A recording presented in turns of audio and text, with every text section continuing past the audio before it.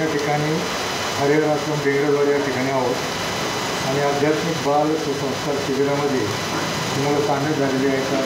बरेचशी मुलं यात्रा किंवा कारणामुळे आलेली नाही. जे जे आहेत त्यापैकी आपल्याला काय फायदा झाला या शिबिराचा थोडक्यात पण सांगू शकाल? नाव काय तुझं? कुणाल काळे. रामकृष्ण हरी. मी कुणाल काळे, राहणार निमगाव म्हाळुंगी. तर गेले 15 दिवस झाले मी या शिबिरामध्ये येतो. येऊन मला 15 दिवस कंप्लीट झालेत. तर मी असं सांगू शकतो की इथे ना वळण म्हणजे परफेक्ट वळणच लागतं. कारण की इथं सकाळी 5ला उठलं, व्यायाम असतो. व्यायाम झाल्यावर आंघोळ झाल्यावर प्रार्थना असते. प्रार्थनामध्ये हनुमान चालीसा, श्रीमद भगवद्गीता 15वा अध्याय, प्रार्थना या बऱ्याचशा गोष्टी असतात.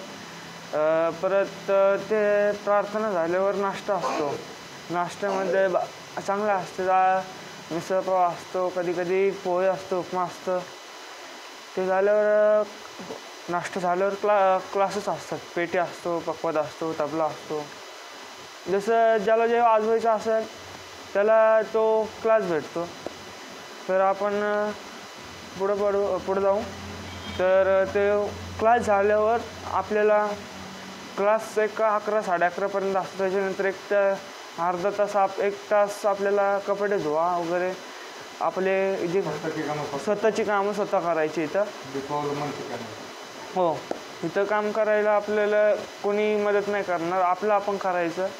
कपडे धुणे, भांडी घासणे वगैरे सगळं. तर मग तो 1 तास मी तिथे कपडे वगैरे धुवायचे. कपडे वगैरे धुवून झाल्यावर पुढे 12:30-1च्या दरम्यान नाश्ता भेटतो. ते जेवण भेटतं दुपारचं. दुपारचं जेवण झाल्यावर विश्रांतीला टाईम असतो. 3:30-3पर्यंत विश्रांती असते. 3 वाजता हरिपाठाचा पाठ असतो. म्हणजे त्यात आपण हरिपाठ पूर्ण पाठ करायचं असतं. तर ते झाल्यावर असे व्याख्यानं असतात. जसं की डॉक्टर शिंदे सर, परत महाराज आहेत आश्रमातले. हां, काय सांगितलं महाराजांचं? तुम्हाला काय घेतलं? कोणते महाराज? कोणत्या महाराजांकडून काय घेतलं? डॉक्टर शिंदे महाराजांनी सांगितलं जसं की आता जास्त प्रमाणात धूम्रपान चालू आहे. धूम्रपान मुक्ती कशी अडवावी. आपण ऑक्सिजन घेतो. झाडे आपण किती लावावीत. प्रत्येक घरी ना 5 मेंबर असतात एका फॅमिलीत. ते 5 मेंबरमधले ना प्रत्येकाने ना 1 झाड लावलं ना तरी 4 ते 5 झाडं त्या फॅमिलीमध्ये होतात. तर ते त्यांनी जर लावलं तर पूर्ण देशामध्ये ते मिसळून जातं. ऑक्सिजन भेटणं एवढी काळाची गरज आहे की आता सध्याच्या काळात आहे ना ऑक्सिजन लेवल कमी होत चालली आहे. कार्बन डायऑक्साईड घेतात एवढे, पोल्युशन होतं आहे, ते झाडं घेत आहे. ते एवढं सांगितलं. अजून बऱ्याचशा गोष्टी सांगितल्या त्यांनी. त्यावर 4:30-5ला खेळायचा टायमिंग होतो. पोरं खेळायला जातात 1 तासभर. 6:30-6:30पर्यंत पोरं खेळतात. मुलं खेळून झाल्यावर 6:30 वाजता हरिपाठ असतो. त्यात भजन वगैरे सांगतात. ते झाल्यावर मग 6:30 ते 7:30 पावणे 8पर्यंत चालतं. ते 1 तास, 1-1.25 तास चालतं. या ठिकाणी वातावरण तर चांगलं आहे. सगळ्या बाजूला झाडी आहे. हो, नदी आहे. नदी नाही पवायला वगैरे नाही. कधी लाईट गेली तर जाऊ ते पण करू. हो. अजून काय फायदा असं झाला की शिस्त लागली. जसं की घरी आपण आईला सांगतो की माझी कपडे धुऊ, हे कर ते कर. तसं नाही. इथं आपलं आपण यायचं. आपण कपडे धुवायचे. आपण भांडे वगैरे घासायचे.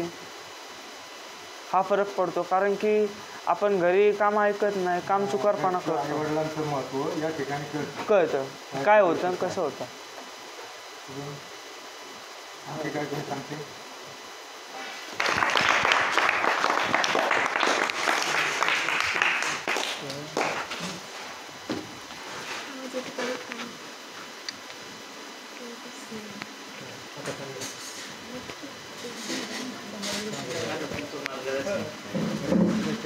राहील असं याला काय पटते किंवा काय?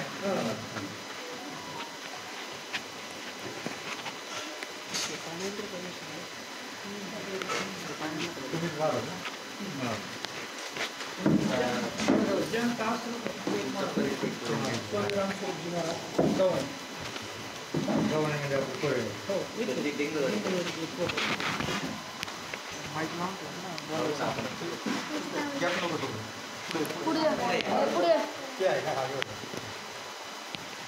माईक लावून देऊ का?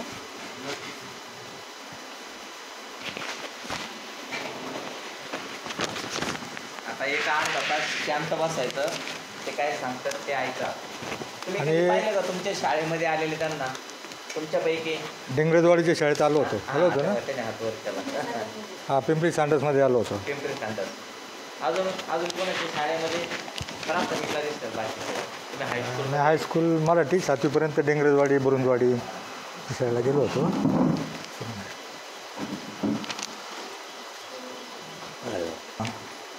गुरुर् ब्रह्मा गुरुर्विष्णू गुरुर्देव महेश्वरा गुरुर साक्षात परब्रह्म तस्मै तुमच्या गुरूंना आणि गव्हाणे महाराजांना वंदन करून तुम्हा विद्यार्थी बालमित्रांना ज्ञानेश्वर मेटगुलेचा मनापासून मनपूर्वक नमस्कार. मुलांनो, आजकाल बघा, आमच्या 70पेक्षा ही 35ची पिढी हुशार आहे आणि 35पेक्षाही तुमची 5 ते 15ची पिढी हुशार आहे. पण भानगड काय झाली आहे, जरा जास्त हुशार आहे. जे चांगलं एक तर तुमच्यापर्यंत पोचत नाही, पोचलं तरी तुम्ही डोक्यामध्ये घेत नाही. बऱ्याचदा बघा, आपल्या गावामध्ये सप्ताह होतो, भजन होतं, कीर्तन होतो, काकडा होतो, हरिपाठ होतो. आता हरिपाठाला किती जण जातात आपापल्या गावामध्ये? धन्यवाद. जे जातात त्यांचं जीवन कधीच भंग होणार नाही. हात खाली करा. हरिपाठामध्ये 38 नंबरचा अभंग आहे. जीवनामध्ये ज्याला यशस्वी व्हायचं आहे ना, त्यांनी फक्त 2 अभंग पाठ केले पाहिजे सुरुवातीला. मी तुम्हाला एक नाव सांगतो, ज्याला प्रतिगांधी म्हणतात. ते अण्णा हजारे. माहीत आहे तुम्हाला? नाव ऐकले? अण्णा हजारे सैन्यात होते. त्यांच्या जोडीदाराला गोळी लागली. हे वाचले, रिटायर झाले, गावाला आलं. पण त्यांच्या मनामध्ये एक नैराश्य आलं होतं. अरे, आता आपल्याला लग्नही करायचं नाही, संसारही करायचं नाही, आपली देशाची सेवाही झाली आहे, आणि मग जगायचं तर कशासाठी जगायचं? आता जगायचंच नाही म्हणजे त्यांच्यामध्ये नैराश्य निर्माण झालं आणि त्यांनी ठरवलं आत्महत्या करायची. आत्महत्या करायची म्हणजे काय करायचं? मरायचं. आता जीवन नको आहे आपल्याला, नैराश्य निर्माण झालं, त्यांनी ठरवलं आता मरायचं. पण मरायचं तर कसं मरायचं? मरायचं सोपं नाही. काटा टोटला तरी अंगाला आपल्या वेदना होतात. मरायचं तर कसं? सुखासुखी मेलं पाहिजे. कोणत्या प्रकारे मरायचं? पटकन कसं मरता येईल? ह्या विचारामध्ये ते राळेगंज सिद्धीला एक मंदिर आहे. मंदिराच्या बाहेरच्या ओट्यावर बसले होते आणि मंदिरामध्ये महाराजांचं प्रवचन चालू होतं. महाराज सांगत होते, म्हणजे महाराजांनी सांगितलं आपल्याला हा नरदेह एकदाच मिळतो, जन्मात आल्याच्या नंतर कसं वागायचं, कसं जगायचं आणि कसं सार्थक करायचं आणि हा जन्म मरणाचा फेरा चुकवायचा हे आपल्या हातामध्ये आहे. माणसाच्या जन्माला आलो, लाल रक्ताचं ऋण फेडावं, काहीतरी देऊन जगावं, काहीतरी घेऊन मरावं, चांगलं होऊन काहीतरी कसं मरायचं हे महाराज सांगत होते. हा देह एकदाच मिळतो आणि बरीच लोक नैराश्यानं आत्महत्या करतात. ह्याच विषयावर महाराज बोलत होते. आणि महाराज बोलता बोलता ज्ञानेश्वरीतला एक दाखला देत होते. ज्ञानेश्वरीमध्ये एक ओवी आहे, 14व्या अध्यायाची 233 नंबरची ओवी आहे. त्या ओवीचं ते विश्लेषण करत होते. नामा म्हणे ग्रंथ श्रेष्ठ ज्ञानदेवी, एक तरी ओवी अनुभवावी. ती अण्णांनी बाहेर ऐकलं. महाराज काय सांगतात? नामा म्हणे ग्रंथ श्रेष्ठ ज्ञानदेवी, एक तरी ओवी अनुभवावी. आता ओवी अनुभवावी आणि मग महाराज सांगतात, लोक काहीतरी सांगतात. महाराज लोक काय खरं किंवा खोटं? आपल्याला आत्महत्या तर करायचीच, आत्महत्या तर करायचीच, पण करण्यापूर्वी महाराज म्हणतात ते खरं किंवा खोटं याची शहनिशा करण्यासाठी त्यांना घरातून कुठंतरी मोठं कुटुंब, त्यांचं एकत्र कुटुंब, घरातून ज्ञानेश्वरी हुडकली. ज्ञानेश्वरी कुठंतरी बांधून ठेवलेली काढली, बाहेर गेले, एकांतात झाडाखाली बसले आणि झाडाखाली बसताना ज्ञानेश्वरी वाचायला घेतली. वाचता वाचता त्यानं सुरुवात केली, ओम नमो जाद्या वेद प्रतिपाद्या, ओम श्री संवेदा आत्मरूपा देवा तुच गणेशू, सकलार्थमती प्रकाशून म्हणे निवृत्तीदासू अवधारी जो. वाचत वाचत आले. ओवीच्या प्रत्येक 4 चरणाच्या सगळ्याचा अर्थ कळेलच असं नाही. सगळ्या एका चरणाचा, प्रत्येक चरणाचा अर्थ कळेलच असं नाही, कारण ते सगळ्यांना एकदा वाचून समजणार नाही. वाचत वाचत आले, त्यांना काही समजेना.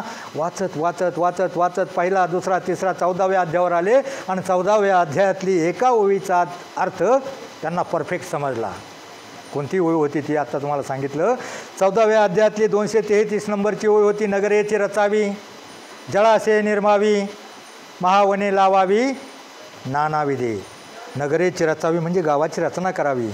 जळाशय निर्मावी म्हणजे पाणी अडवावं, पाणी जिरवावं, बंधारे बांधावेत. आणि महावने लावावी म्हणजे झाडे लावावी, झाडे जगवावीत. हे ज्ञानेश्वरीत सांगितलेलं. सरकारने झाडे जागवा झाडे ही वाक्य ज्ञानेश्वरीतली आहेत. आणि नगरेची रचावी, महावने लावावी, नानाविधे. अनेक प्रकारची झाडे लावून आपल्या गावाची रचना अशी करावी. ह्या एका ओवीचा अर्थ त्यांना परफेक्ट समजला आणि त्यांनी आत्महत्येचा विचार बदलला. जो माणूस मरणार होता त्यानं विचार बदलला आणि आपल्या गावाची रचना. अण्णांचं गाव कोणतं आहे माहिती आहे तुम्हाला? कोणतं गाव आहे अण्णा हजारेंचं गाव? राळेगणसिद्धी. आणि त्या राळेगणसिद्धीमध्ये त्यांनी 25, 30, 40 वर्षापूर्वी आपल्या गावाची रचना एका ओळीवर करायला सुरुवात केली. सगळ्या बाजूचे डोंगर होते, चर खांदले, झाडं लावली, पाणी अडवलं, पाणी जिरवलं आणि महाराष्ट्रातलं नाही भारतातलं पहिलं आदर्श हरितग्राम म्हणून पुरस्कार मिळाला. ते अण्णांचं राळेगणसिद्धी आणि अण्णा हजारे प्रसिद्ध झाले.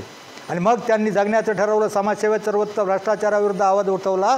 दिल्लीला आंदोलन झालं आणि ते केजरीवाल आहेत ना, त्या अण्णाच्या आंदोलनात सामील होऊन ते शिकले आणि ते राजकारणात पडले. म्हणजे ज्ञानेश्वरीच्या एका ओवीतून माणसाचं जीवन बदलण्याचं सामर्थ्य असतं. परंतु तुमची पिढी ज्ञानेश्वरी, गीता, गाथा, भागवत मोठमोठ्या ग्रंथाकडं डोकूनही बघणार नाही. का बघणार नाही? तर त्याच्या कव्हर एवढं जाड बघून तुमच्या डोक्यामध्ये चक्कर येईल. परंतु तुम्हाला एक छोटासा मार्ग आहे. कोणता मार्ग आहे? तर तुम्ही आता म्हणता तो हरिपाठ. हरिपाठ अगदी लहान आहे. 5-10 रुपयाचं पुस्तक असतं, खिशात ठेवू शकता. आणि हरिपाठातला एक अभंग जर तुम्ही पाठ केला मग तुम्हाला त्याची गोडी निर्माण होईल. गोडी निर्माण होईल. आणि मग ते एक अभंग आहे बघा. कधी लागेल, कधी लागेल, कधी लागेल रे वेड्या तुला गोडी अभंगाची. आणि अभंगाची एकदा गोडी लागली ना, जशी गोडी तुम्हाला मोबाईलची लागली होती लहानपणी, जशी गोडी आपल्या लहान बाळांना मोबाईलची लागते, तशी जर तुम्हाला अभंगाची गोडी लागली आणि हरिपाठातला 1 नंबरचा एक अभंग फक्त आणि बाहेरचा एक अभंग, आयुष्यामध्ये ज्याचे 2 अभंग पाठ होतील त्याच्यातल्या एका चरणाप्रमाणे वागण्याचा जगण्याचा प्रयत्न केला, त्याचं जीवन कधीच भंग होणार नाही. अभंग. अभंग या शब्दाची फोड करून बघा. जसं शिक्षण, शिक्षणच्या शब्दाची फोड केल्यावर शिक्षण म्हणजे क्षणाक्षणाला शिकायचं असतं, तसा अभंग. अभंग ज्याचा एक अभंग आयुष्यामध्ये पाठ होईल आणि त्याप्रमाणे वागण्याचा जगण्याचा प्रयत्न केला, त्याचं जीवन कधीच भांगणार नाही. अभंग. ह्याच्यामध्ये एक 38 नंबरचा अभंग आहे. कोणता अभंग आहे माहीत आहे का? हरिपाठामध्ये टोटल 45 अभंग आहेत आणि सत्य गुरु परंपरेतील 38 नंबरचा अभंग आहे. कोणता अभंग आहे हरिपाठाला जाणारला माहीत आहे? कोणता अभंग आहे 38 नंबरला? बरोबर, अवघाची संसार. अवघाची संसार सुखाचा करीनं. काय अर्थ होतो याचा? या अभंगाचा अर्थ काय होतो? अवघाची संसार म्हणजे कुणाचा संसार म्हणले? आपल्या घरातला म्हणलं आहे का? पप्पा मम्मी गुड्डू नुड्डू घरातला म्हटलं आहे का? या बारक्याला कंटाळा त्याचा. घरातला संसार म्हटलं आहे का? पप्पा मम्मी गुड्डू अख्ख्या विश्वाचा जगाचा संसार सुखाचा करीन आणि आनंदे भरीन तिन्ही लोक. म्हणजे तिन्ही लोक म्हणजे आपल्या घरातली आई मम्मी आणि तुम्ही नाहीत. अवघे स्वर्ग मृत्यू पाताळ सगळीकडे आनंद निर्माण करेल. अभंगाच्या एका चरणाचा अर्थ एवढा मोठा असू शकतो, तर अख्खा अभंग आणि ही अभंग सोडल्यावर गीता गाथा ज्ञानेश्वरी याचा अर्थ किती मोठा असू शकेल हे तुम्हाला त्याच्या शिरल्यावर कळेल. कारण जावे त्याच्या वंशा पाण्यात आला मासा, झोप घेतो कैसा जावे त्याच्या वंशा. तुम्ही जर अभंगाचं पुस्तक घेतलं, हरिपाठाला गेला, तर तुम्हाला त्याचं महत्त्व कळेल. आता हरिपाठामध्ये काय होतं? हरिपाठामध्ये म्हणताना काय करतात? काय होतं? किती माणसं असतात? कशी उभी असतात? काय म्हणतात? कसं म्हणतात? एक जण म्हणत असतो अवघाची संसार सुखाचा करीनं, दुसरा म्हणत असतो आनंदे भरीनं तिन्ही लोक, मग तिसरा म्हणत असतो काय म्हणत असतो? कुठला काय म्हणतो? त्याच्या पुढे मग त्या वेळेला त्याचं मन चित्त बुद्धी स्थिर एकाग्र शांत आणि पवित्र होते. त्यावेळेला त्याच्या संसार प्रपंचातलं कोणतंही दुःख, अडचणी, कटकटी, समस्या त्याच्या डोक्यामध्ये उरत नाहीत. त्याच्या डोक्यामध्ये फक्त एवढंच असतं, त्या हरिपाठातला पुढला अभंग कोणता आहे आणि याच्या पुढं काय म्हणायचं. आपण काय एवढे संत नामदेव नाहीत, त्यामुळं आपल्याला देव प्रत्यक्ष येऊन भेटेल. पण मुलांनो, देव कुठं आहे नेमका? देव कशात आहे? आपल्यातच आहे. आत्मा हाच परमेश्वर. स्वामी विवेकानंदांनी म्हटलं आहे, स्वामी विवेकानंदांची देवाची व्याख्या आहे, मैं उस प्रभु का सेवक हूँ, मैं उस प्रभु का सेवक हूँ जिसे अज्ञानी लोक मनुष्य कहते हैं. माणसाचं देव. आता तुम्ही अभंग म्हणला ना, कुठे शोधिशी रामेश्वरानं, कुठे शोधिशी काशी, हृदयातील भगवंत राहिला हृदयात उपासी. म्हणजे आत्मा हाच देह हे मंदिर आहे, त्याच्यात आत्मा हाच परमेश्वर आहे. पण तो कोणता आत्मा परमेश्वर आहे? जो स्थिर, एकाग्र, पवित्र, शांत, जो पवित्र आहे तो आत्मा. आणि देव कशात आहे? देवाची व्याख्या काय नेमकी? आपल्या देशामध्ये देवांची संख्या किती कोटी आहे? किती कोटी आहे? हां, किती कोटी आहे देवांची संख्या? 33 कोटी. मला ती देवांची नाव सांग पटकन. आपण 33 देवांची नावं सांगू शकणार नाही. 33 कोटी म्हणजे हे काहीतरी प्रकारचे काहीतरी संकल्पना असावी. परंतु आजही माझ्या व्याख्येप्रमाणे आपल्या देशामध्ये 33 कोटी देव आहेत. जिथे जागते, जिवंत असणारे, खेळणारे देव आहेत. आणि ते देव कोणते आहेत माहिती आहे तुम्हाला? माहिती आहे का तुम्हाला? नाही, कुणालाच नाही माहिती. नाही माहिती, एकही माहीत नाही. माहीत आहे, तुझ्या आहे तुझपाशी काखेत कळसा गावाला वळसा. देव किती आहेत, कोणते आहेत? 33 कोटी देव बरोबर आहेत. आपल्या देशाची लोकसंख्या किती कोटी आहे? देशाची लोकसंख्या 140 कोटीपर्यंत पोचले असताना त्यामध्ये परफेक्ट 33 कोटी देव आहेत. आणि ते देव कोणते आहेत? सरकारी आकडेवारी बरोबर 33 कोटी आहे. बालवाडीपासून मास्टर डिग्रीपर्यंत, कॉलेजपर्यंत जे विद्यार्थी आहेत ना, निष्पाप, निरपेक्ष, सात्विक, निर्भेळ वृत्ती जे विद्यार्थी आहेत ना, निष्पाप असे तुम्हीच खरे देव आहात. आणि तुमच्यातलं देव पण टिकवण्यासाठी, जगवण्यासाठी, जागवण्यासाठी माझा छोटासा प्रयत्न. तुमच्यातला प्रत्येक जण देव आहे. आपल्यामध्ये देव आहे. आपण म्हणतो एखाद्या माणसानं मदत केली तर आपण म्हणतो अरे हा चांगला माणूस आहे, देव माणूस आहे म्हणतो ना. पण काही लोक माणसाला काय देवालाही मानत नाही, माणसालाही मानत नाही, असा समाज निघाला आहे. असा समाजात तितकं हे झालं आहे, प्रदूषण झालं आहे. महाराज तुम्ही याच्यात लिहिल्याप्रमाणे याच्यापेक्षाही भयंकर झालं आहे. सगळीकडे वणवा पेटला आहे, आग लागली आहे, भडका उडाला आहे. आणि हा प्रयत्न आहे चिमणीनं. एक सगळीकडे आग लागली होती. आग लागली असताना कावळे बिवळे सगळे इकडं तिकडं उड्या मारत होते. परंतु एक चिमणी बाजूला तलावात जायची, चोचीमध्ये पाणी भरायची आणि पाणी भरून त्या आगीवर शिपडायची, परत जायची, परत शिपडायची. आणि त्यावेळेला एक कावळा त्याला म्हणाला, अगं चिमणे, एवढीशी तू, एवढीशी तोच, एवढी मोठी आग लागली आहे आणि मग तुझ्याच्यानं काय आग विझणार आहे का? परंतु मित्रांनो, तिच्याच्यानं आग विझणार नव्हती, तिला माहीत आहे. परंतु तिचा तो प्रयत्न होता. ती त्या कावळे दादाला म्हणली, कावळे दादा, मला माहीत आहे आग विझणार नाही, पण प्रयत्न करायला काय हरकत आहे? जर कदाचित आग विझली गेली तर पुढं इतिहास, या आगीचा इतिहास लिहिला जाईल. आणि त्या इतिहासामध्ये माझं नाव गंमत पाहणाराच्या यादीमध्ये नसेल, आग लावणाराच्या यादीमध्ये नसेल, आग विझवणाराच्या यादीमध्ये असेल. आणि महाराज, हा भडका विझवण्याचं काम तुम्ही करत आहात. पण म्हणून तुम्हाला प्रथम मनापासून धन्यवाद देतो. जंगलामध्ये वणवा पेटलाय, आग लागली, एक घायाळ हरणी तुमच्यासारखी झालेली, एक घायाळ हरणी आपल्या पिल्लाला वाचवण्याचा प्रयत्न करते. आपल्या पिल्लाला घेऊन काय करावं त्याला प्रश्न पडलाय. आणि तेवढ्यामध्ये त्याला माहीत नसतं, झाडावर जाडून एक शिकारी तिचा वेध घेण्यासाठी बसलेला आहे, तिचा जीव घेण्यासाठी, तिची शिकार करण्यासाठी टपलेला आहे. आणि त्याच वेळेला त्या वणव्यातून पलीकडे वणवा भडकत येत असताना एक वाघोबा आला आहे. त्यानं त्या हरणीला पाहिलं, त्या वाघोबानं पाहिलं आणि तो हरणीवर झडप घालायच्या दिशेनं येतोय. मला सांगा, एकीकडे आग लागली आहे, एकीकडे शिकारीनं बाण सोडलेला आहे, एकीकडे तो वाघ येतोय. मग ती हरणी वाचणार आहे का? कशी वाचणार आहे? परंतु तो तेवढ्यामध्ये एक चमत्कार होतो.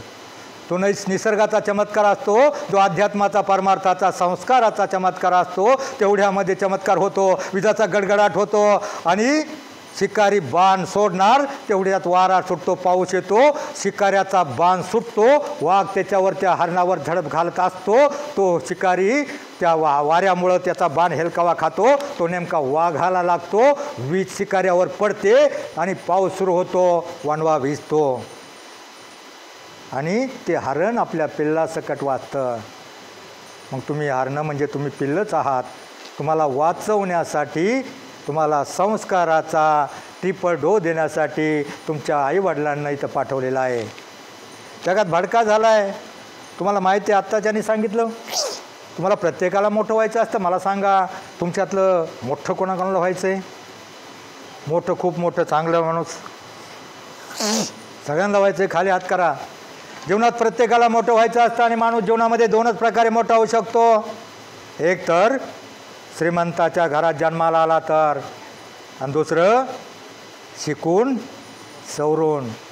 आता कोणाच्या घरात जन्म घ्यायचं आहे आपल्या हातामध्ये नसतं, पण जन्मल्यानंतर शिकून सवरून कठं मोठं व्हायचं हे नक्की तुमच्या हातामध्ये आहे.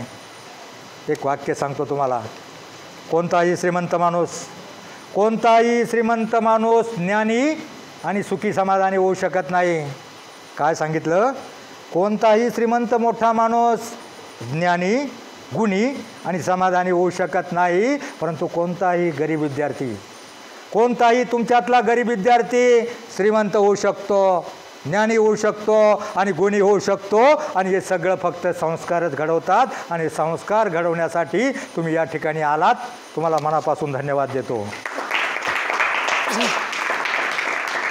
मी तुम्हाला काय सांगत होतो, हरिपाठातला अभंग 38 नंबरचा, अवघाची संसार सुखाचा करीनं. याचा अर्थ जगाचा संसार म्हटलं आहे, परंतु हे तुम्हाला व्यापक स्वरूपाचा अर्थ जरी नाही कळला, स्वतःचा संसार सुखाचा करायचा आहे एवढं जरी कळलं तरी फार झालं. आणि मी प्रत्येक शाळेमध्ये व्याख्यान देतो. पहिले 5000 सर आम्ही काय झालं सरसकट पोरांना पुस्तकं वाटली अभंगाची. आणि आमच्या चुकी लक्षात आली, कारण आम्ही 20 दिवसामध्ये 5000 पुस्तकं नेली होती. त्या मार्गाने गेलो होतो. भूम, परांडा, बार्शी. एका शाळेमध्ये 1500 विद्यार्थी पुस्तकं संपली. आमचा अर्धा प्रवास बिगर पुस्तकं वाटताना गेला. आणि त्यावेळेला आमची चूक कळली. काय चूक होती? मग त्याच्यानंतर आम्ही अट्ट घातली, जो मुलगा 2 अभंग पाठ करील आणि पुढल्या वर्षी ज्यावेळेस आम्ही शाळेमध्ये येऊ ते अभंग त्याला परिपाठामध्ये म्हणून दाखवावं लागतील. आणि त्यातला एक अभंग आमची अट्ट असते, अवघाची संसार सुखाचा करीनं. आणि दुसरा अभंग सावता महाराजांचा आहे. कोणता अभंग आहे? सावता महाराजांचा कोणता अभंग आहे? कांदा मुळा भाजी. कांदा मुळा भाजी, अवघी विठाई माझी, लसूण मिरची कोथंबिरी, अवघा झाला माझा हरी, वीट मोठ विहीर नाळा दोरी, अवघी व्यापिली पंढरी, सावता म्हणे केला मळा, विठ्ठल पायी गोविला गाळा. हे 2 अभंग जो मुलगा पाठ करील एका वर्षामध्ये, 8 ओळी फक्त एका वर्षामध्ये 2 अभंग जो मुलगा पाठ करील त्याला आम्ही या मोफत पुस्तक देत असतो. पुस्तकाची फारशी किंमत नसते. हरिपाठ प्रत्येकाच्या घरी असतो, पण आमच्या हरिपाठामध्ये थोडीशी 2 पानं वेगळी आहेत. आणि ते आम्ही नवीन पिढीला समजावून सांगितलं आहे. बऱ्याच वेळेला नवीन पिढीला असं वाटतं, काय वाटतं, अरे हे देवदेव, भजन, कीर्तन, गायन, अभंग हे म्हातारपणी शिकायचे असतात, म्हातारपणी म्हणायचे असतात. आता मला सांगा, माझं 70 चालू झालं आहे, मला एक अभंग मी 8 दिवस पाठ करतो आहे, तो मला पाठ होईना. मग म्हातारपणी पाठ होतं आहे का? कोणत्या वयामध्ये होतं? वयाच्या 13व्या वर्षी. त्याच्यात लिहिली प्रस्तावना मागच्या पानावर 2 पानं वेगळी लिहिलीत. हे पान वाचलं, ते पांडुरंगाष्टकाचं महायोगपीठ आहे तटे भीमरथ्या. पहिलेच पोरं मराठी वाचत नाही, संस्कृत कधी वाचणार? त्याच्याऐवजी आम्ही 2 पानं बदल केलीत. ह्याच वयामध्ये ज्ञानेश्वरांनी 13व्या वर्षी ज्ञानेश्वरी लिहायला सुरुवात केली, 16व्या वर्षी पूर्ण केली. संभाजीराजांना 14व्या वर्षी 4 ग्रंथ लिहिले. कोणते? बुद्धभूषण, नखशिखा 14व्या वर्षी 4 ग्रंथ लिहिले. आणि ज्ञानेश्वरांनी ज्ञानेश्वरी लिहिण्यासाठी प्रवृत्त करण्यासाठी 42 अभंग जिनं वर्णले. ती किती वर्षाची होती मुक्ताई? 9 वर्षाची होती. मग 9 वर्षाच्या मुक्ताईनं तुम्हाला ज्ञानेश्वरांचं जीवनचरित्र, संतांचं चरित्र माहीत आहे ना? या संतांना जेवढा त्रास दिला तुकाराम महाराजांना, ज्ञानेश्वरांना, संतांना, समाजानं जेवढा त्रास दिला, त्यांच्या जीवावर आज लाखो समाज जगतो त्यांचं नाव घेऊन, त्यांच्या नावानं जगतोय. तुकाराम महाराजांच्या गाथा बुडवल्या, त्या गाथा तरारून आल्या. का तरारून आल्या? तुकारामांच्या गाथा तरारून का आल्या? तर त्यांची अख्खी सावकारकी होती, आणि ती सावकारकी असताना त्यांना त्यांच्या घराच्या मित्राच्या घरी वसुली करण्यासाठी पाठवलं. आणि त्यावेळेला त्या मित्राच्या घरचे आईवडील गयावया करत होते, पाया पडत होते, रडत होते, जाऊ द्या, दुष्काळ आहे, पैसे देता येत नाहीत. तर त्यावेळेला संत तुकारामांच्या मनामध्ये करुणा एक भाव उत्पन्न झाला. अरे, आपल्यासाठी आपल्या मित्रांच्या आईवडिलांना एवढी गयावया करावं लागत असेल, एवढे हातबल होत असतील, तर आपल्या मैत्रीचा आणि जगण्याचा, जीवनाचाच अर्थ काय? आणि मग त्यांनी सरळ घरी आले. आणि घरी आल्यावर सगळ्या सावकारकीच्या वह्या एका याच्यामध्ये गुंढाळल्या आणि इंद्रायणीच्या डोहामध्ये बुडवून टाकल्या. म्हणून मित्रांनो, त्या पुण्याईवर त्यांच्या लिहिलेल्या, आयुष्यभरात लिहिलेल्या अभंगाच्या गाथा तरारून आल्या. हे वाचले ना तुम्हाला? माहिती आहे का नाही? तुकारामांची गाथा तरारून आली, फक्त याच्यामुळं आली. आणि मग मी तुम्हाला सांगतो, तुकाराम, ज्ञानेश्वरांचं जीवन तरी काय होतं माहिती आहे? ज्ञानेश्वरांना त्यांच्या आईवडिलांना संन्यासाची मुलं म्हणून समाजानं काय करायला लावलं? देहांत प्रायचित घ्यायला लावलं. आईवडिलांनी देहांत प्रायचित घेतल्यावर त्यांना कोणी जवळ करेना, पाणी देईना, कुणी वाढेना, पीठ वाढेना, धान्य वाढेना, कुणी जेवण वाढेना, कुणी काहीतरी भिक्षासुद्धा वाढेना. वाढलेली भिक्षा काही लोक विसोबा खेचर किंवा मम्मासारखे काही लोक उधळून द्यायचे, मातीत मिसळायचे. आणि त्यावेळेला एक दिवस काय झालं? मुक्ताई भिक्षा मागण्यासाठी, ज्ञानेश्वर भिक्षा मागण्यासाठी गेले. आणि भिक्षा मागून आल्यावर मुक्ताई बाहेर सरपणाच्या कागडक्या गोळा करत होती. त्याने भिक्षा मागल्यावर आपण काहीतरी बनवू, सगळ्यांना खायला मिळेल. आणि ज्ञानदेव भिक्षा मागायला गेले. त्याची भिक्षा एका कर्मठ ब्राह्मणानं उधळून लावली. भिक्षा उधळून लावली. काय करायचं? मागं जायचं. त्यावेळी त्याला तहान लागली आणि म्हणलं कमीत कमी पाणी तरी प्यावा. पाणी पिण्यासाठी तो इंद्रायणीच्या डोहामध्ये उतरला. आणि डोहामध्ये उतरल्यावर, एक मिनिट जरा ताट बसे, या बारक्याला इकडे बसे. तर मी काय सांगत होतो, पाणी प्यायला गेले. इंद्रायणीच्या डोहामध्ये पाणी प्यायला उतरले असताना विसोबा खेचर नावाच्या एका कर्मठ बावणानं त्या लात मारली, चिखलामध्ये पडला.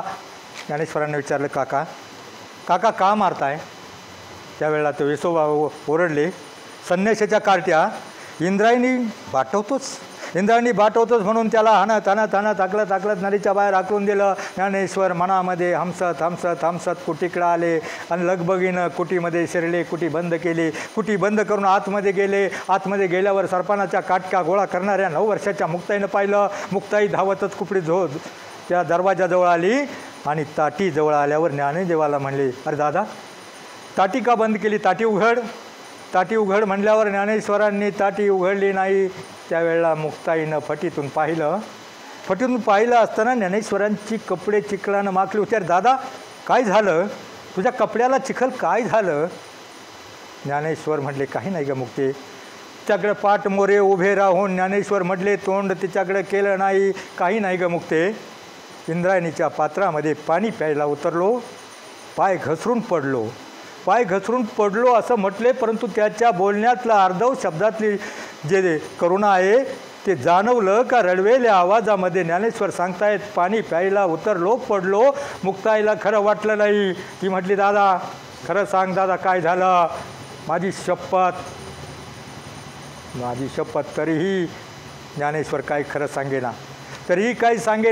त्यावेळेला मुक्ताई विनवणी करू लागली. मुक्ताईनं आर्णव केला. तर मागं म्हणा, मुक्ताई त्याला विनवणी करू लागली, अरे दार उघड. तरीही तो दार उघडेना. त्यावेळेला मुक्ताई विनवणी करू लागली. काय विनवणी करू लागली माहिती आहे का तुम्हाला? ताटीचे अभंग. मुक्ताईनं 42 अभंगची रचना केली. आणि त्यावेळेला मुक्ताईनं त्याला ओढले, दार उघड. तो दार उघडेना. त्यावेळेला मुक्ताई विनवणी करू लागली, ज्ञानाचा म्हणा, ज्ञानाचा सागर सख माझा ज्ञानेश्वर.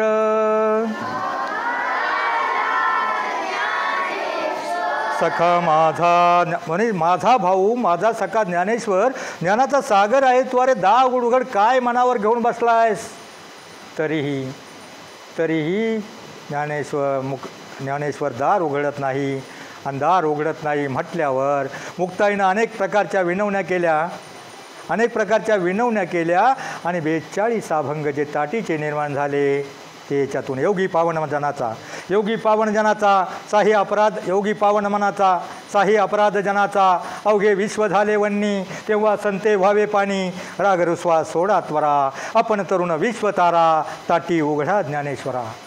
हे 42 प्रकारचे अभंग निर्माण झाले आणि एक अभंग मुक्ताईच्या तोंडून 9 वर्षाची चिमुरडी मुक्ताई अरे किती तत्त्वज्ञान सांगते. ज्ञानेश्वर कान लावून ऐकत होते. मुक्ताईचं तत्त्वज्ञान ज्ञानेश्वरांनी ऐकलं आणि मग खाडकन त्यांचे डोळे उघडले, मागं वळले, ताटी उघडली आणि मुक्ताईला मिठीत घेतलं, कुरवाळलं आणि त्यावेळेला त्यांनी विचार केला अरे 9 वर्षाची मुक्ताई एवढं ज्ञान आपल्याला सांगितलं आहे. आपला जन्म तर समाजाला ज्ञान देण्यासाठी आहे. मग आपण काय केलं पाहिजे. त्यावेळेला ज्ञानेश्वरांनी 13व्या वर्षी ज्ञानेश्वरी लिहायला सुरुवात केली, 16व्या वर्षी पूर्ण केली. ते फक्त मुक्ताईनं प्रोत्साहन दिल्यामुळं.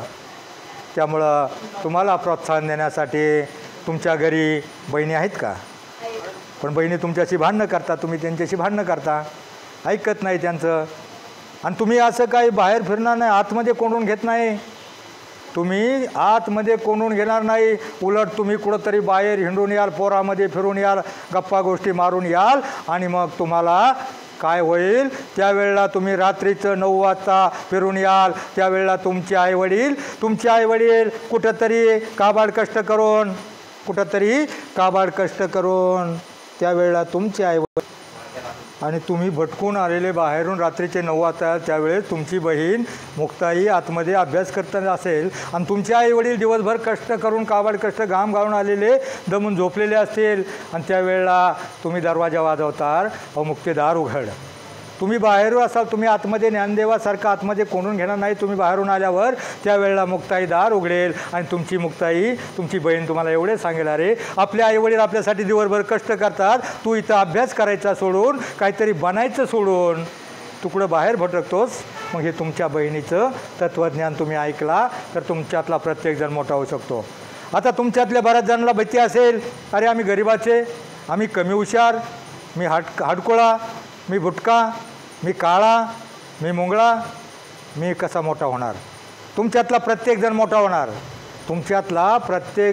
होणार. फक्त तुमच्यामध्ये आत्मविश्वास हवा, जिद्द हवी, महत्त्वाकांक्षा हवी. मला काहीतरी बनायचं आहे. माणसाच्या दिसण्यावर काही नसतं, माणसाच्या रंगावर काही नसतं, रूपावर काही नसतं, दिसण्यावर काही नसतं, सगळं तुमच्या असण्यावर आहे. मला सांगा आपल्या भारताच्या पंतप्रधान काय नाव त्यांचं? द्रौपदी मुर्मू. त्यांचा रंग कसा आहे? ते कोणत्या घराण्यात जन्माल्यात? मग कोणत्या घराण्यात जन्माला याच्यावर काय नसतं, रंग कसा आहे काय नसतं, तुमच्या असण्यावर काय असतं. त्या पंतप्रधान होऊ शकल्या. तुमचं दुसरं पात्र सांगतो. माजी पंतप्रधान APJ अब्दुल कलाम काय फारसे जाडजूड होते का? कोणत्या घराण्यात जन्मले होते तरीही ते पंतप्रधान झाले. मुलांना तुमच्या माहितीसाठी सांगतो, त्यांची इतकी गरिबी होती, ते पेपर टाकायचे तेव्हा त्यांना खायला मिळायचं. पेपर टाकता त्यांना त्या पेपरच्या पानावरील लेख वाचायचे. लेख वाचून त्यांच्या मनामध्ये इच्छाने उत्पन्न झाली अरे आपण काहीतरी करू शकतो, आपण काहीतरी संशोधन करू शकतो. त्या लेखाचा अभ्यास करून त्यांना इतकं पुढं संशोधन केलं आणि ते कोणते काय म्यान म्हणायचे त्यांना? कोणतं म्यान म्हणायचे? ते जगामध्ये 1 नंबरचे संशोधक म्हणून आपले राष्ट्रपती झाले. कोणत्या घराण्यात जन्मलं याच्यावर काही नसतं. तुम्हाला माहिती आहे धावपट्टू, भारताचे एक धावपट्टू होते तामिळनाडूमधले. कोणत्या रंगाचे होते? काय तिचं नाव? PT उषा. आणि कोणत्या घराण्यात जन्मली होती? मागास आदिवासी समाजातील एक मुलगी. ती जगातलं पहिलं पदक तिनं आपल्या देशाला मिळवून दिलं. तिचं पदक काय तिला सुखानं मिळालं नाही. ती पदक मिळवायचा सतत 2 वर्ष प्रयत्न करत होते. तिचं पदक फक्त किती 9 सेकंदावरनं हुकत होतं. किती सेकंदावरनं? 9 सेकंदावरती प्रयत्न करत होती, जमत नव्हतं. पण एकदा काय झालं, 5 किलोमीटर दररोज 10 किलोमीटर सराव करायची. ह्या गावापासून म्हणजे ह्या गावापासून पलीकडल्या गावाचं अंतर 5 किलोमीटर, तिकून परत फिरायची. असं प्रॅक्टिस करत असताना एक दिवस काय झालं, त्या गावात पोचली आणि जे परत मागं फिरणार त्याच वेळेला त्या गावामध्ये कुत्र्याची कळवण लागली होती. कुत्री एकमेकावर धावतात पाहिलं ना तुम्ही. आणि कुत्र्याची कळवण लागली होती. ती जशी मागं पळली तशी ती कुत्री त्याची कळवण तिच्याकडे आली आणि ती पळली होती, तिच्या मागं कुत्री लागली. आणि मग जशी कुत्री मागं लागली आणि कुत्री मागं लागल्यावर ते कुत्र्याच्या भ्यानं जीवाच्या आकांतानं इतकी चिंगाट पळाली, बुंगाट पळाली, तंगाट पळाली. 9 सेकंद सोडा 15 सेकंद तिनं तोडले. आणि पुढच्याच वर्षी तिला भारताचं पहिलं धावपटू म्हणून पदक मिळालं. कशामुळं? ती जीवाच्या आकांतानं प्रॅक्टिस केली. मग तुम्हाला काहीतरी बनायचं आहे ना, तर तुम्ही जीवाच्या आकांतानं आपल्यातलं 100% कसं वापरून तुम्ही मोठे बनू शकता. कसं नाही, आता मला नाही मोठं व्हायचं, मला थोडा कंटाळा आला आहे. जगातला कोणताही शत्रू तुम्हाला मोठं होण्यापासून रोखू शकत नाही. अगदी चीन, पाकिस्तानसुद्धा असं होणार आहे का? हे बाळ्या अभ्यास करून कलेक्टर होऊ नकोस, नाहीतर घालीन गोळ्या. पाकिस्तानचा एखादा आतंकवादी येऊन किंवा चीनचा सैनिक येऊन तुमच्यावर बंदूक रोखून म्हणणार आहे का, हे बाळ्या, नाळ्या, शेंबोड तळ्या, गटगट गिळ्या, अभ्यास करून कलेक्टर होऊ नकोस, नाहीतर गोळ्या घालीन, म्हणणार आहे का कोणी? जगातला कोणताही शत्रू तुम्हाला मोठं होण्यापासून रोखू शकत नाहीत. पण काही शत्रू आहेत आणि ते बाहेर नाहीत, तुमच्या आतमध्ये दडलेत. कोणते शत्रू आहेत तुमच्या आतमध्ये, तुम्हाला आयुष्यात मोठं होऊन देणार नाहीत? कोणते शत्रू आहेत? आळस, हुशारे, कंटाळा, बेफिकिरी. नाही अभ्यास केला तर काय सर, थोडंसं शाळेत उद्या रागवतील. मुलांना तुमच्या माहितीसाठी सांगतो, सरांचं काय बिघडणार नसतं. तुम्हाला मोठं व्हायचं असेल तर तुमच्यातला जो जानी दुश्मन आहे, आतमधला शत्रू आहे आळस, त्याला पहिलं बाहेर काढा. आणि त्यापेक्षाही भयंकर, डेंजर, महाविघातक तुमचे काही दुश्मन आहेत. पण ते तुमचे जानी दुश्मन आहेत. तुम्हाला फार आवडतात. अभ्यास, गृहपाठ, होमवर्क सोडून तुम्ही त्याच्यामध्ये गुंग असता. आयुष्यात तुम्हाला मोठं होऊन देणार नाहीत. जानी दुश्मन म्हणजे जीवापेक्षाही प्रिय, तुम्हाला फार आवडतात. कोणते दुश्मन आहेत माहिती आहे का तुम्हाला? ते मोबाईल, टी व्ही किंवा व्यसन. बरं आहेत mobile, T V, DJ, headphone. आणि अलीकडे नवीन निघाला एक बैलगाडा शर्यत, पाटलांचा बैलगाडा.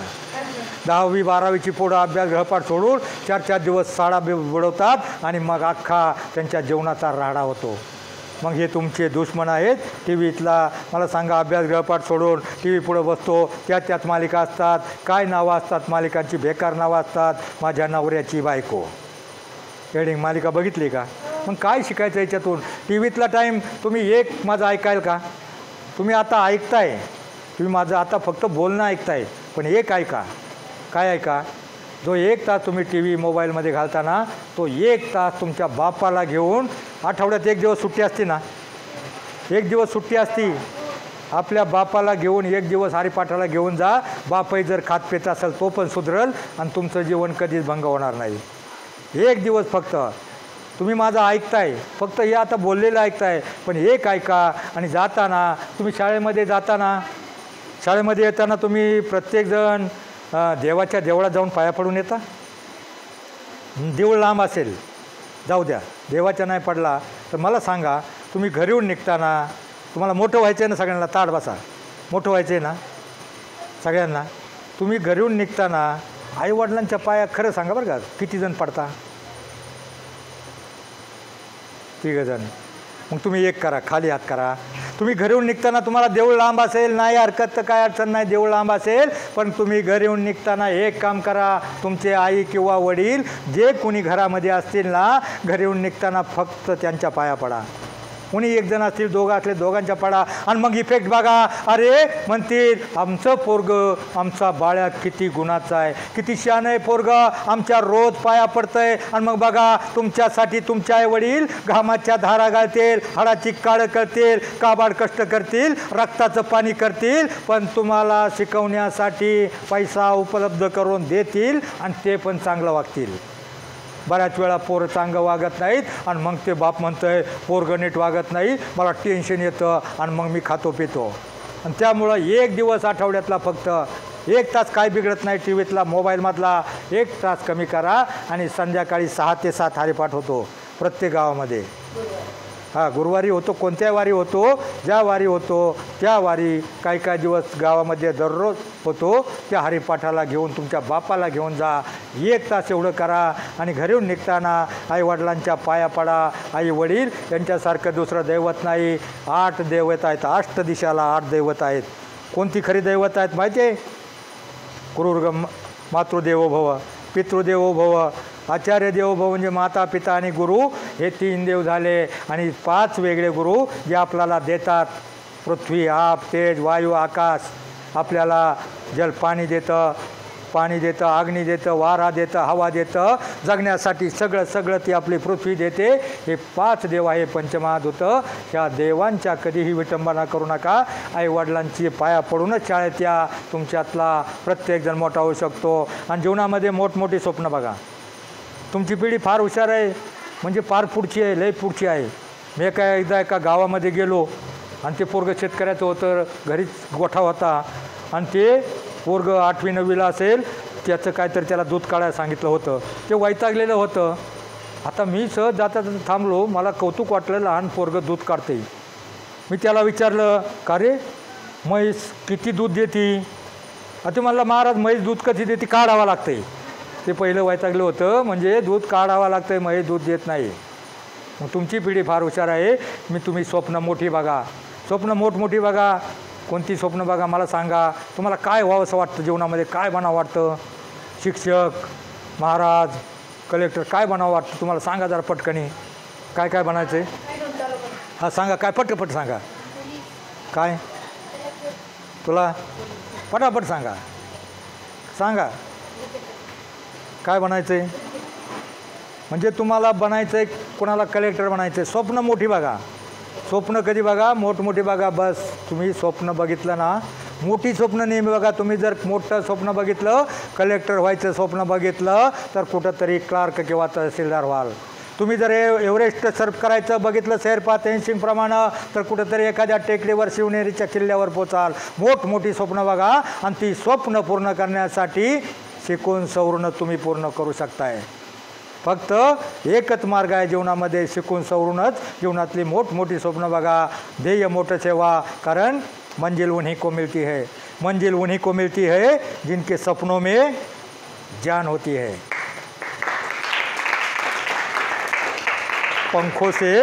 पंखों से कुछ नहीं होता, हौसलों से उड्डाण होती है. हौसले बुलंद ठेवा. आणि हे संस्कार जे तुम्हाला मिळालेत, अध्यात्म परमार्थ संस्कार, हेच जीवनामध्ये कामाला येतात.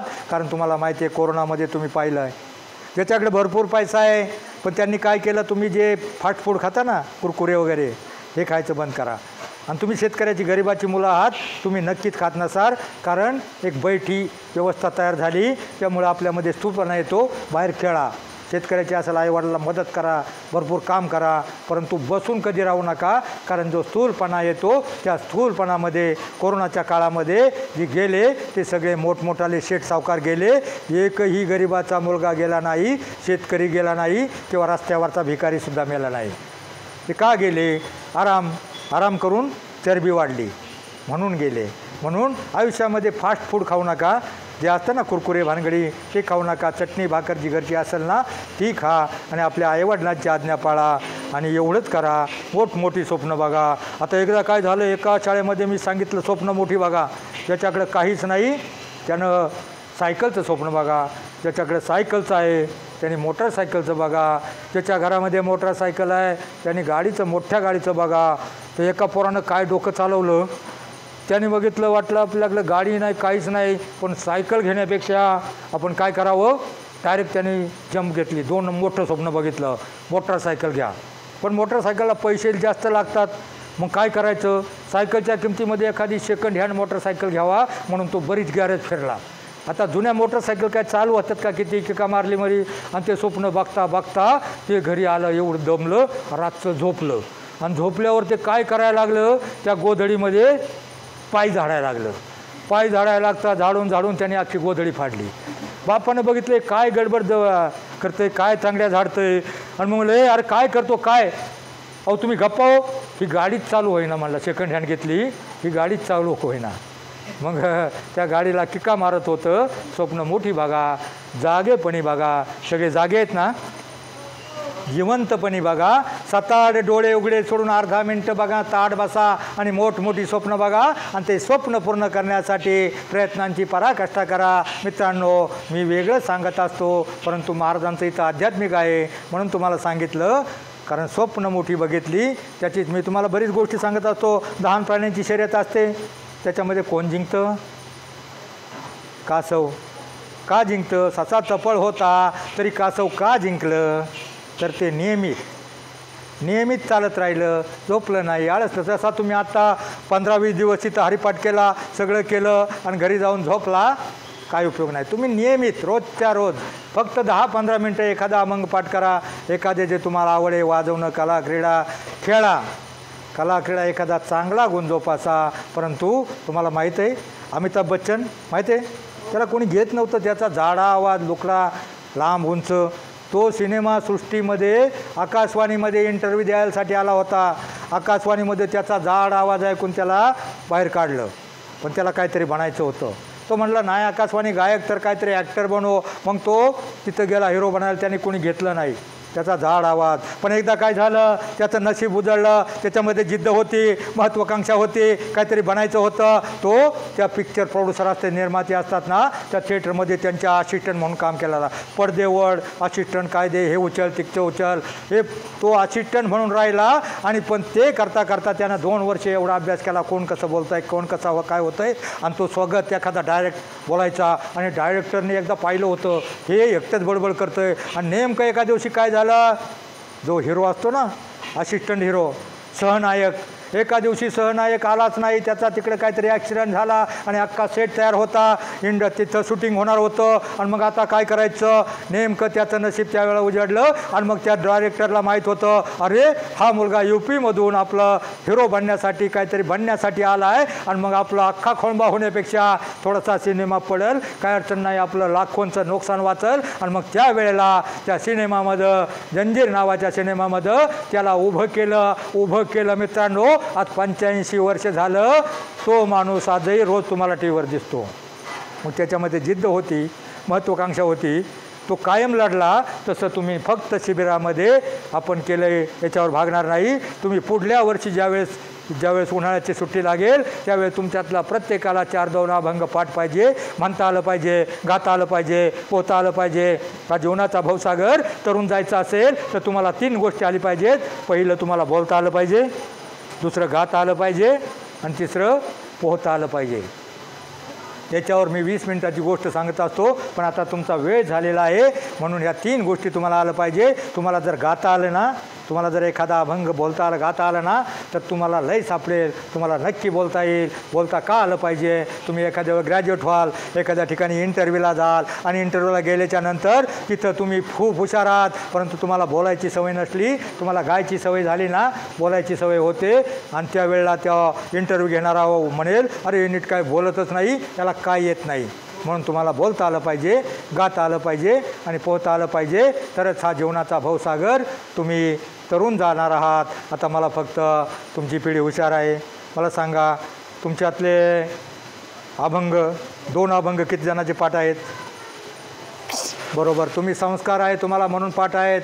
मला सांगा 700 वर्षानंतर हात खाली करा. अभंगाच्या चाली, अभंगाचा अर्थ एवढा चांगला असतो. आणि संतांच्या साहित्यामध्ये जे अभंग एवढंच नाही, ओव्या, पदे, दोहे, श्लोक, गवळण, भारोड, कबीरांचे दोहे, याच्या चाली, याचा अर्थ एवढा चांगला असतो, परंतु ते तुमच्या कानापर्यंत पोचत नाही. तुमच्या कानापर्यंत पोचतो त्या डीजेचा आवाज आणि तुम्ही तिकडे पळता. त्या डीजेमुळं डीजेचा आवाज किती नाजूक असतो, नाजूक असतो ना. डीजेमुळं अनेक जणांना अटॅक येतो. त्या डीजेचा आवाज एवढा गंभीर असतो, आयुष्यामध्ये त्या डीजेच्या जवळ जाऊ सुद्धा नका. बैलगाडा शर्यतीच्या मागं धावू नका. एखाद्या पुढारी म्हटला चल माझ्याबरोबर, त्याच्यावर धाब्यावर जेवायला जाऊ नका. तुम्हाला घडवण्यासाठी तुमच्या आईवडिलांना तुमची घाण काढावं लागते, उष्ट खरकटं काढावं लागतं. बालवाडी, अंगणवाडी, प्राथमिक शाळा, हायस्कूल, कॉलेज तुम्हाला घडवण्यासाठी तुमच्या आईवडिलांना 20 वर्ष लागतात. किती वर्ष लागतात? परंतु तुम्ही जर एखाद्या नादान पुढाऱ्याबरोबर धाब्यावर जेवायला गेला तर तो म्हणल अरे घे, याच्याशिवाय हे खायला मूड येत नाही. मग एका दिवसामध्ये किंवा एखाद्या वरातीपुढं, डीजेच्या पुढं, वरातीमध्ये कोण कोण चांगलं नाचते हातवर करा. वरातीमध्ये एखाद्या डीजेच्या पुढं नाचायला गेला, तुमच्या आईवडिलांना तुम्हाला घडवण्यासाठी 20 वर्ष लागतात. पण तुम्हाला बिघडवण्यासाठी एखाद्या नादान पुढाऱ्याची वरात, कारण ज्याची कधी अवकात नव्हते, ज्याची कधी दानत नसते, कुणाला चहा वडापाव चारायची, तो त्याच्या वरातीमध्ये एखादं बॉक्स घेऊन येतो आणि गोरगरिबांची पोरं तिथं कुठंतरी कुतूहल म्हणून नाचायला जातात आणि एका दिवसामध्ये बिघडतात. म्हणून माझी तुम्हाला विनंती आहे, तुम्ही कोणत्याही पुढाऱ्याच्या नादी लागू नका. पुढाऱ्याबरोबर धाब्यावर जेवायला जाऊ नका. कुणाच्या वरातीमध्ये नाचायला जाऊ नका. मोठे झाल्यावर कोणत्या बैलगाड्याच्या मागं पडू नका. तुमचं एक ध्येय ठेवा, मला मोठं व्हायचं आहे, मला करेक्टर व्हायचं आहे, मला महाराज व्हायचं आहे, मला गायक व्हायचं आहे, मला शेरपा तेनसिंगप्रमाणे एव्हरेस्ट सर करायचं आहे. हे जीवनाचं एव्हरेस्ट तुम्ही नक्की सर करणार आहात.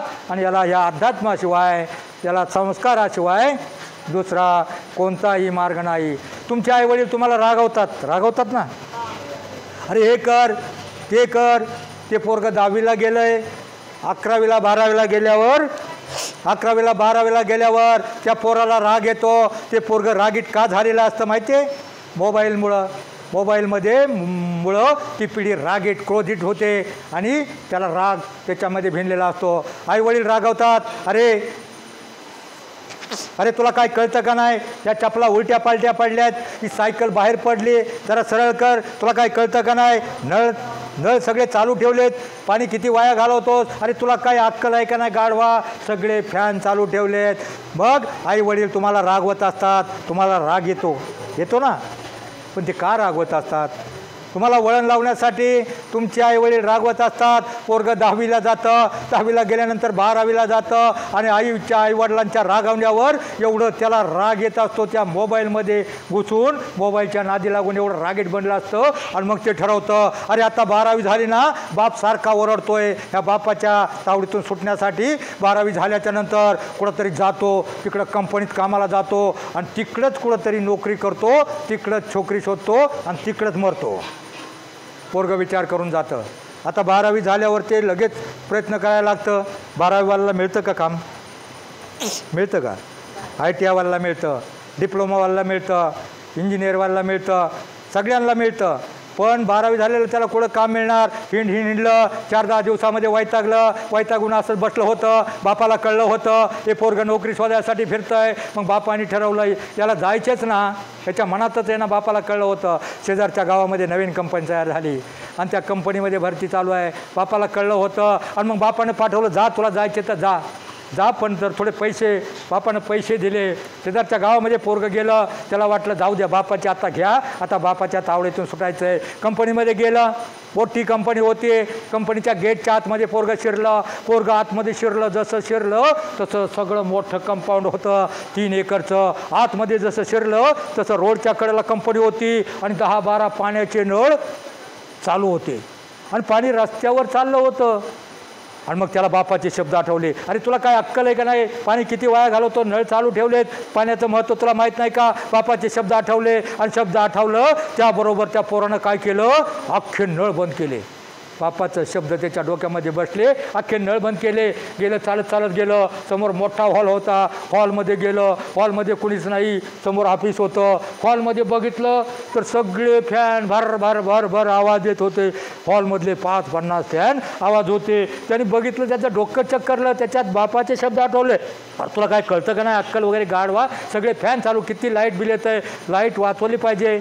तुला माहिती आहे का? बापाचे शब्द आठवले आणि त्या सनकीमध्ये त्यानं त्या बोर्डकडे पाहिलं, अख्खी बटणं पटापट बंद केली, पटापट बंद केली आणि समोर गेलं, पाय आपटत गेलं आणि समोर 15, 20, 25 उमेदवार लाईनमध्ये बसले होते. ऑफिसमध्ये शिरलो, आतमध्ये केबिन होती, ते उमेदवार लाईनमध्ये बसले होते आणि जसं त्या ऑफिसमध्ये एंट्री केली तसं ती चटई उलट्या पालट्या चटया पडल्या होत्या. त्याच्या पायात चटई अडकली आणि जशी चटई अडकली तसं त्याला ते बापाच्या तुला काय कळतं का नाही, चपला सरळ कर, चटई अस्ताव्यस्त, तुला काय अक्कल वगैरे का नाही. बापाचे शब्द आठवले आणि त्या बापाचे शब्द जसे आठवले, सनकी सरकी त्या पोरानं त्या चटया उलट्या पाट्या सगळ्या सरळ केल्या, वैतागत सरळ केल्या आणि जाऊन त्या लाईनमध्ये बसलं. लाईनमध्ये गेलं. प्रत्येक उमेदवार आतमध्ये जात होता, त्या दारानं मागे येत होता, त्या दारानं जात होता, त्या दारानं मागे येत होता. 25-30 सगळे उमेदवार संपले आणि सगळे उमेदवार संपल्याच्या नंतर त्या पोराचा नंबर आला. भीतच आपली फाईल सावरत ते आतमध्ये गेलं. आतमध्ये जसं गेलं, मॅनेजमेंटचे HR manager, commercial manager, production सगळे मॅनेजर उठून उभे राहिले आणि त्याला नाव विचारलं. त्यानं भीतच नाव सांगितलं.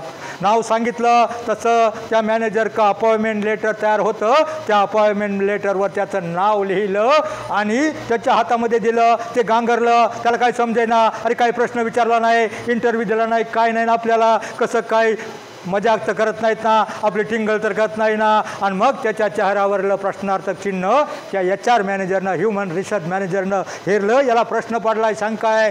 तर त्यानं सांगितलं, तुला असं वाटतं ना, तुला मी काही प्रश्न विचारला नाही, तुझा इंटरव्ह्यू घेतला नाही आणि तुला डायरेक्ट लेटर कसं काय दिलं, तुला सिलेक्ट कसं काय केलं. तर त्यावेळेला त्या HR मॅनेजरने सांगितलं, आमचा इंटरव्ह्यूच असा होता का आम्ही पाहत होतो कोणता मुलगा आतमध्ये येतोय, कोणता मुलगा काय करतोय आणि मग आम्ही प्रत्येक ठिकाणी गेटपासून, हॉलपासून दरवाजापर्यंत डोअरमध्ये प्रत्येक ठिकाणी CCTV कॅमेरे लावले होते.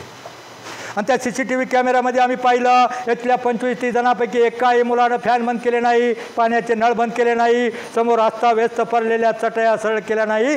तूच असा एक मुलगा आहेस की तुझ्यावर तुझ्या आईवडिलांचे असे संस्कार आहेत, तुझ्यावर तुझ्या आईवडिलांचे असे संस्कार आहेत, एवढे गुण तुला वळण लावलं आहे, तू नक्की आमच्या कंपनीचा फायदा करू शकशील. हे त्याला लेटर हातात दिल्यावर कळलं. त्याची निवड झाली. पोरगं धावतच घरी आलं आणि रडतच आईबापाच्या चरणावर रडतच म्हणले, चुकलं दादा, चुकलं आमचं, आम्हाला राग येत होता, पण आज मला नोकरी मिळाली ते फक्त तुमच्या वळणामुळं. तुम्ही आम्हाला रागवत होता, तुम्ही आम्हाला ओरडत होता, तुम्ही आम्हाला दरडावत होता, परंतु त्याच वेळेला तुम्ही आम्हाला घडवत होता, त्यामुळं तुमचे आईवडील तुमच्यावर रागवतील, ते तुमच्या भल्यासाठीच असेल. म्हणून मी तुम्हाला पहिलं एकच सांगितलं, तुम्हाला देवळात जायला जरी नाही जमलं ना, देवाच्या नाही पाया पडलं तरी चालेल, पण तुमचे आईवडील हेच तुमचे खरे देव आहेत. तुम्हाला मोठं व्हायचं असेल तर घरून निघताना तुम्ही प्रत्येकानं, तुम्ही माझं आता ऐकताय, पण माझं मी जे सांगितलं तो एक मुद्दा ऐकला तर तुमच्यातला प्रत्येक जण मोठा होईल. घरून निघताना आईवडिलांच्या पाया पडूनच शाळेत जा आणि मग बघा तुमचे आईवडील तुमच्यासाठी रक्ताचं पाणी करतील, हाडाची काळं करतील, घामाच्या धारा गाळतील, म्हणतील अरे आमची पोरं किती गुणाची आहेत. एवढं करा, फक्त 1 तास तुमच्या आईवडिलांना आठवड्यातला 1 तास मोबाईलमधला आणि TV-मधला 1 तास कमी करून हरिपाठाला घेऊन जा सुट्टीच्या दिवशी आणि आईवडिलांच्या पाया पडा आणि जी बैठी व्यवस्था आहे त्याऐवजी खेळा, परंतु त्या मोबाईल, TV, DJ, बैलगाडा शर्यत आणि पुढाऱ्यांच्यापासून दूर राहा. एवढीच तुम्हाला माझी विनंती आहे. आता मला सांगा, माझं तुम्हाला कळलं का काय सांगितलेलं? तर मी तुम्हाला एक प्रश्न विचारतो. प्रश्न इतिहासातला आहे. ज्या छत्रपती शिवरायांनं जगावं कसं आम्हाला शिकवलं, ते छत्रपती शिवराय.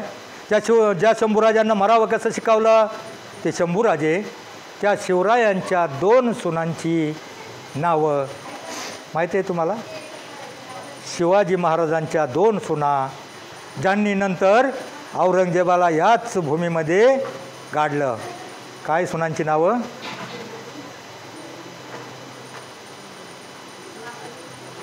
काय सांगा ना, सांग. येसूबाई आणि ताराबाई. सईबाई त्याच्या सुनांची विचारलं. ठीक आहे, एक तरी सांगितलं. बरं जाऊ द्या, तुमच्या आवडीचा विषय सांगतो. ते एक पिक्चर फेमस झाला. त्या पिक्चरमधल्या एक पिक्चर फेमस झाला आणि ते पिक्चर फेमस झाल्यावर याड लागलं रे, सारी याड लागलं, नाचायला लागले. बरीच पोरं बिघडली, मुली बिघडल्या. त्या पिक्चरमधली जी हिरोईन होती त्या हिरोईनचं नाव आणि तिच्या मैत्रिणीचं नाव कोणाला माहिती आहे? कोणता पिक्चर होता तो? सैराट. माहिती आहे?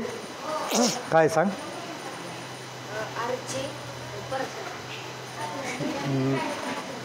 बरं ते जाऊ देत. एक सांगितलं, तू अर्ध सांगितलं, तिच्या मैत्रिणीचं नाव ते जाऊ द्या. बरं त्या पिक्चरमधल्या हिरोची आणि त्याच्या मित्रांची नावं सांग. उठून राहा. हो ठीक आहे. कोणाला येतात? उभे राहा. हां तू उभा राहा. अजून सांगा सांग कोणाला येतात? हां हां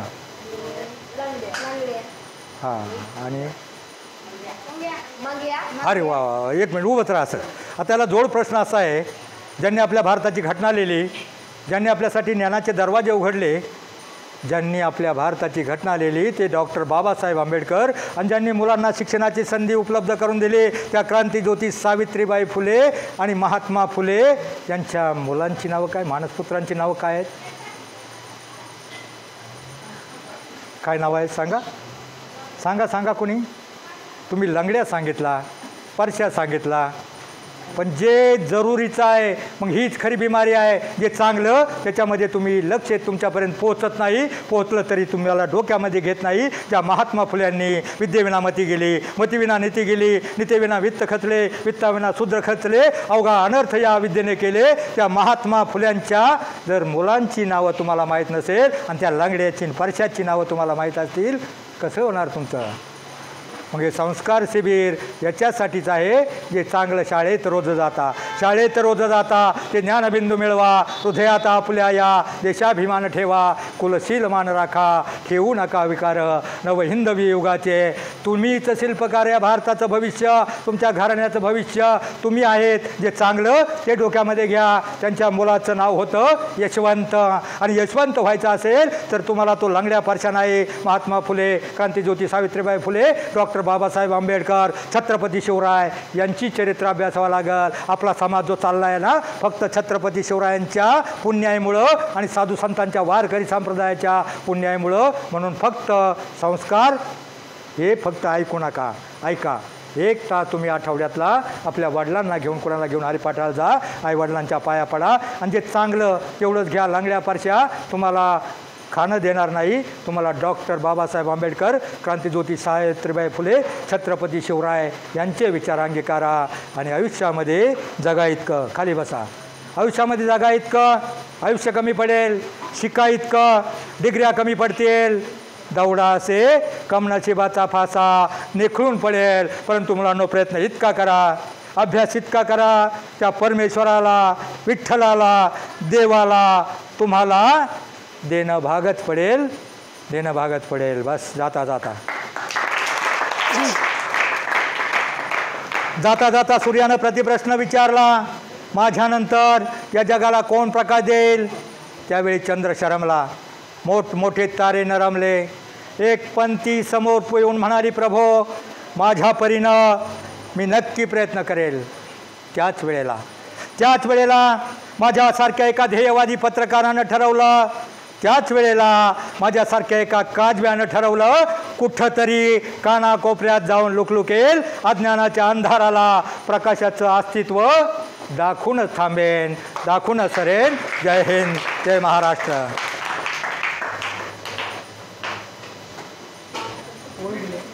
मिडगुले सर या ठिकाणी आले आणि अतिशय उत्कृष्ट असं मार्गदर्शन आपल्या श्री गणोगणाथ महाराज आध्यात्मिक बाल संस्कार शिबिरामधील मुलांना दिलं. आणि खरोखर सरांनी खूप छानपैकी मौलिक असं मार्गदर्शन, जीवन कसं जगावं आणि जीवन जगत असताना आपल्याला काही संस्कार गरजेचे हे अतिशय सुंदर प्रकारे उदाहरणासह पटवून दिलं. महाराजांनी उदाहरण देताना सांगितलं साहेबांनी की एक मनुष्य नोकरी शोधण्यासाठी गेला आणि नोकरी शोधत असताना ज्यावेळेस त्याचा नंबर आला तर त्याला त्या ठिकाणी ताबडतोब त्याला नोकरी मिळाली. त्याचं कारण काय? तर त्याचे जे संस्कार त्याच्या आईवडिलांनी घालून दिले होते ते संस्कार त्याला उपयोगी आले.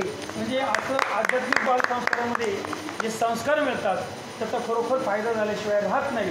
म्हणून मिडगुले साहेबांचा या ठिकाणी आपल्या संस्कार शिबिराच्या वतीने छोटासा सन्मान होत आहे त्याचा त्यांनी स्वीकार करायचा आहे.